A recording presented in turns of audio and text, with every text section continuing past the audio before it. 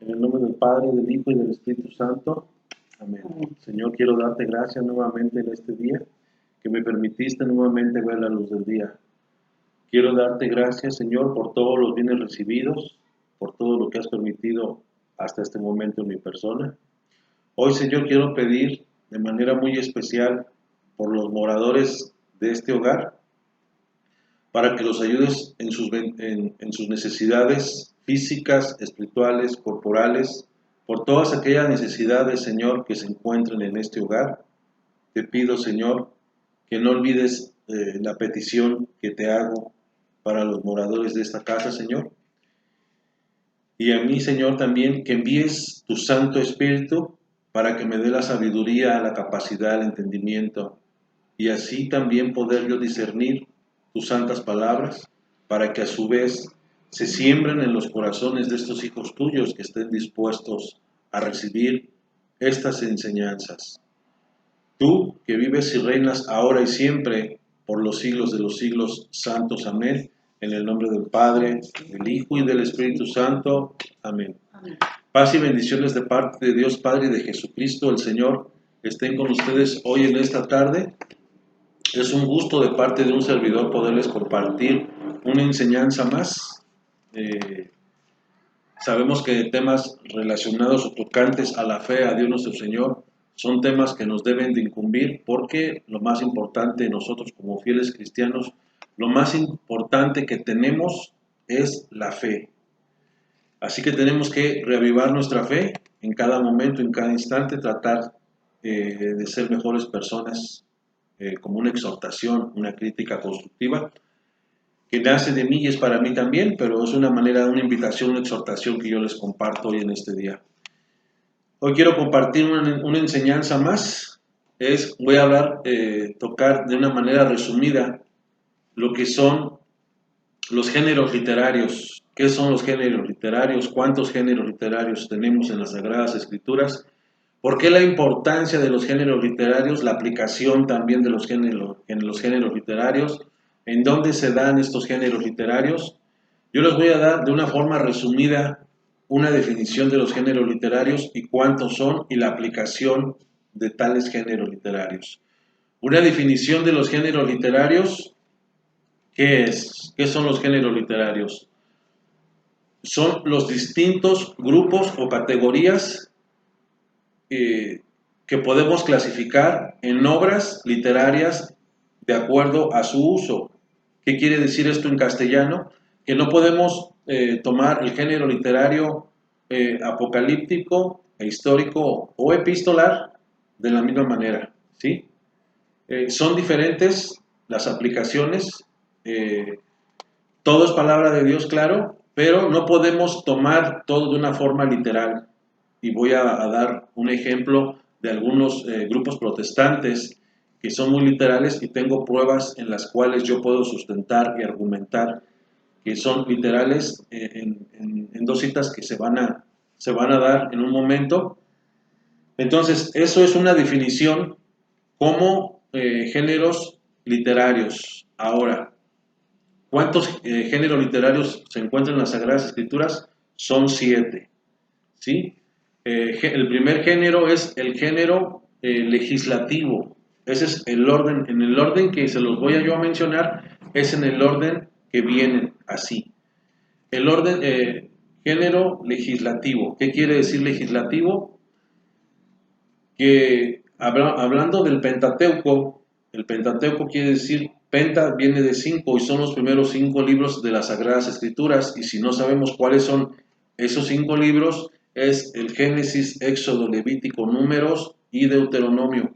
Eso es lo que se le llama el Pentateuco o la Torah, ¿sí? Entonces, dentro del Pentateuco encontramos libros legislativos.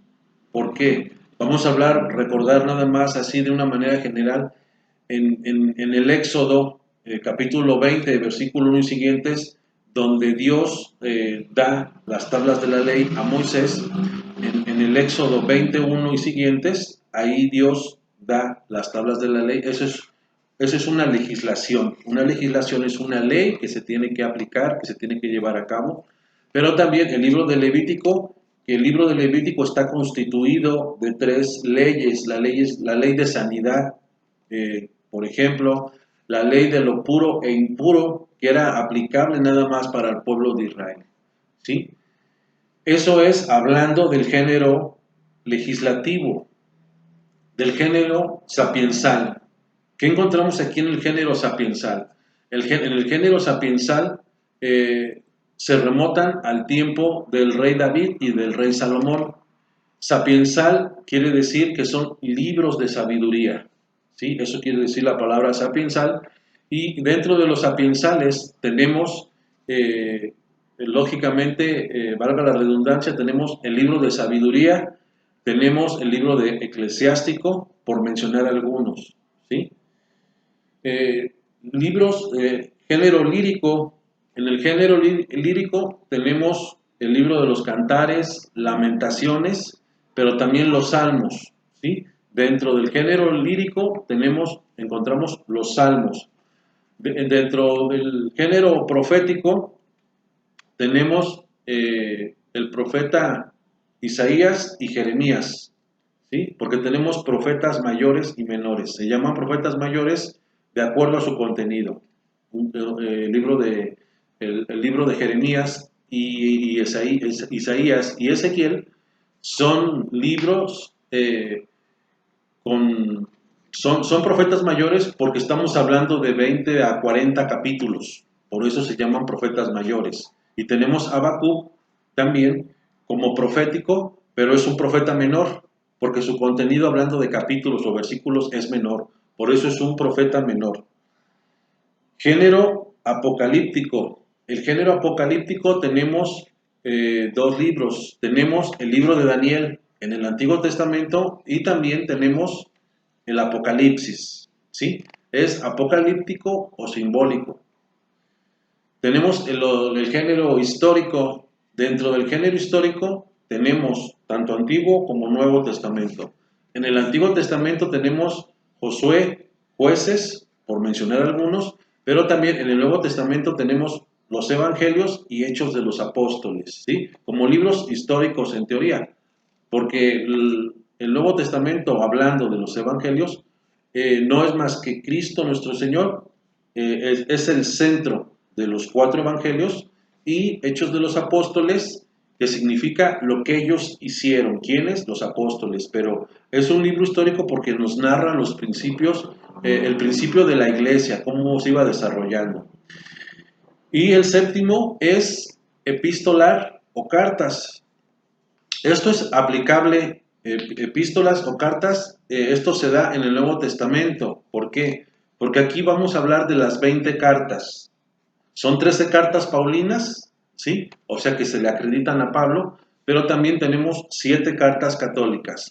3 cartas de Juan, 2 de Pedro, Judas y Santiago, ¿sí? En un global tenemos 20 cartas, ¿sí? Hablando de cartas o epístolas, ¿sí? Y las epístolas o cartas son para darnos una exhortación, porque la palabra católico significa universal, por eso son cartas católicas. Yo quise tomar algunas citas bíblicas y se va a dar lectura a Apocalipsis 7, capítulo 7, versículo 4, porque aquí vamos a ver en Apocalipsis 7:4 por qué, en Apocalipsis 7:4 vamos a ver por qué es la importancia del género literario, ¿sí? Apocalipsis 7:4. Entonces oí el número de los marcados con el sello 144,000 de todas las tribus de los hijos de Israel. Palabra de Dios. Te alabamos, Señor. Aquí quise dejar nombrar Apocalipsis 7:4. ¿Por qué? Porque dentro de los protestantes, ¿sí? Lamentablemente, pues sí, porque protestan y refutan lo que no es correcto. Entonces aquí se leyó Apocalipsis 7:4 nada más para argumentar. Ellos dicen que es literal este texto bíblico, pero no, ¿sí? Apocalipsis es un género apocalíptico simbólico. Entonces, lo que digan los testigos de Jehová, en este sentido, como un ejemplo, hablando de los géneros literarios, no es aplicable, ¿sí? No es aplicable, y aquí está la prueba de que no se puede tomar de esto de una manera literal, ¿sí? No es correcto esa argumentación, es errónea totalmente, para que ustedes también tomen nota y ustedes tengan el conocimiento de esto.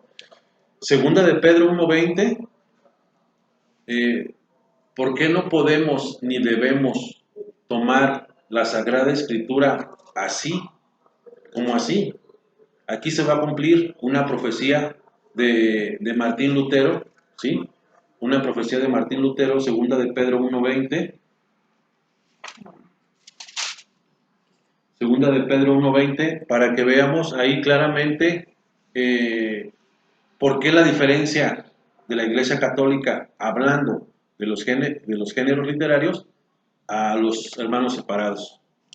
Sépanlo bien, ninguna profecía de la Escritura puede ser interpretada por cuanta propia. Detente tantito ahí. Entonces, ahí dice San Pedro que ninguna escritura puede ser interpretada por cuenta propia, ¿sí? Como un consejo, si alguien te da un resumen de que leas un evangelio, cualquier situación hablando o tocante a que leas un pasaje, tú no le puedes dar la interpretación que tú creas o quieras tú dársela. Aquí está claro San Pedro, vuelve a repetir. Sépanlo bien, ninguna profecía de la Escritura puede ser interpretada por cuenta propia. ¿Sigue? Pues ninguna profecía ha venido por iniciativa humana, sino que los hombres de Dios han hablado movidos por el Espíritu Santo. Palabra de Dios. Te alabamos, Señor. Entonces, claramente ahí San Pedro es claro. No podemos tomar las escrituras así nada más porque sí, ¿sí? Sino hay una razón. Efesios 4:11, que no se va a dar lectura, pero ahí dice que hay maestros, hay una serie de ministerios para diferentes personas idóneas a ejercer tales o cuales ministerios. Así que no podemos tomar nosotros así de viva voz darle la interpretación que nosotros queramos o creamos que es. Segunda de Pedro 3:16. Consideren que la paciencia de nuestro Señor es para nuestra salvación, como lo escribió nuestro querido hermano Pablo, con la sabiduría que le fue dada, e insiste sobre esto en todas sus cartas. Hay en ellas algunos puntos difíciles de entender que los ignorantes y pocos firmes en la fe interpretan torcidamente para su propio daño, como hacen también con las demás escrituras. Palabra de Dios. Te alabamos, Señor. Aquí en segunda de Pedro 3:16 estamos claros a lo que, remitiéndonos a Apocalipsis capítulo 7 verso 4, que se tuercen para su propia perdición, ¿sí? No. Entonces, no es correcto que se tomen los géneros literarios así a la ligera, así nada más porque se tenga que leer la palabra de Dios. Claro, sí hay que leer la Biblia es una de las características que se tienen de las Sagradas Escrituras, es que es una biblioteca. Ahí podemos encontrar lo que nosotros requiramos de acuerdo a lo que nosotros necesitemos, ¿sí? Pero también no nomás es agarrar y hojear las Sagradas Escrituras, no es así. Para que tengamos cuidado en tomar las Sagradas Escrituras, en primer lugar, con amor, con seriedad, con respeto, pero también tratar de tener una formación para saber nosotros darle la mejor interpretación que tiene que ser, ¿sí? Pues eso es todo lo que yo les quise compartir hoy en esta tarde. Una enseñanza más, es un compartir, que realmente en nosotros nazca ese deseo, esa hambre de ir conociendo y profundizando nosotros en la única fe, Efesios 4:5, la única fe, una sola fe, un solo Señor, un solo bautismo. Yo me quedo con una sola fe, hablando de lo que se está hablando en este momento. Que sigamos formándonos en la fe, pero que también defendamos lo que es nuestro como fieles cristianos católicos. Una sola fe, para que no se les olvide, que se sigan instruyendo también. Que el Señor nos bendiga a todos hoy, en esta tarde, en el nombre del Padre, del Hijo y del Espíritu Santo. Amén.